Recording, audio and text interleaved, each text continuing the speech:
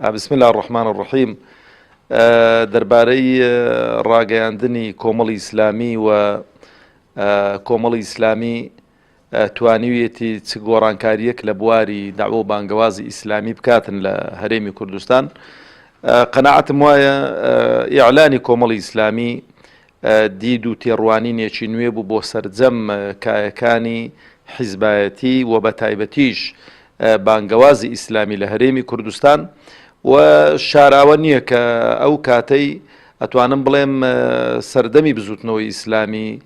هەموو هێز و تواناکانمان کۆکردبوونەوە لە خورماڵ و لە سیروان و لە هەڵەبجە و دەوروبەری بە ئیعلانکردنی کۆمەڵی ئیسلامی پێشەوەی کە بارەگاکانی کۆمەڵی ئیسلامی بەڕەسمی پەرش و بڵاو ببنەوە بێنەوە ناو جەرگەی هەرێمی کوردستان. لە سەرەتای ئیعلانی کۆمەڵی ئیسلامیەوە توانیمان کە دید و تێڕوانینێکی نوێ بۆ داعوە و بانگەوازی ئیسلامی و زیاتر بینەوە ناو جەماوەر و زیاتر لەگەڵ خەڵک وەکو بڵێ تەنسیق و لینچی بە قووەت دروستکەین لەگەڵ دام و دەستگاکان و بارەگاکان ئاوادام بکەینەوە ئەوانەی کە لە هەولێر و لە دەڤەری سۆران و لە ڕانیە و لە بادینان و لە سەرجەم شوێنەکانی دیکە. و قەناعەتم وایە کە کۆمەڵی ئیسلامی توانیوێتی لە بواری داعوە و بانگەوازدا هەنگاوی زۆر باش بەهاوێتن و توانیوێتی سوود و قازانج لە ڕابردووی وەربگرێتن و پند و عیبڕەتیش لە سلبیاتەکانی وەربگرێتن. و خوازیاریشم ئەو هەماهەنجەی کە ئێستانەکە هەیە لە بواری داعوە و بانگەوازدا لەگەڵ لایەنە ئیسلامیەکان لەگەڵ لایەنە شەخسیاتە ئیسلامیەکانی دیکە و سوود وەرگرتن لە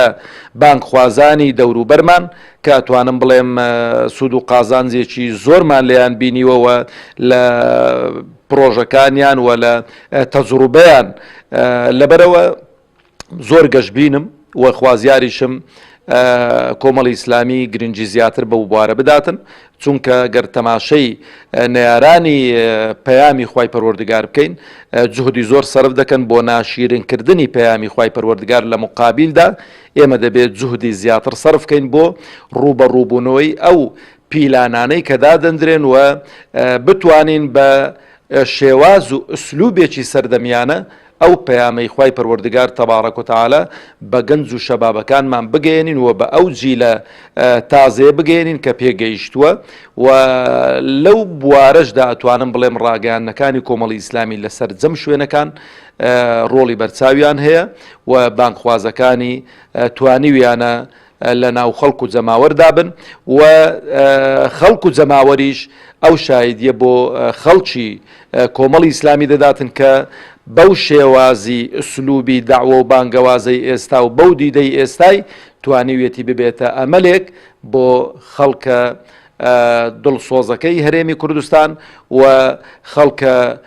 ئیسلام خوازەکەی هەرێمی کوردستان و توانیوێتی زۆر هەنگاو بچێتە پێشەوە و خوازیارم لە داهاتووشدا هەنگاوی گەورەتر و باشتریش بەهاوی.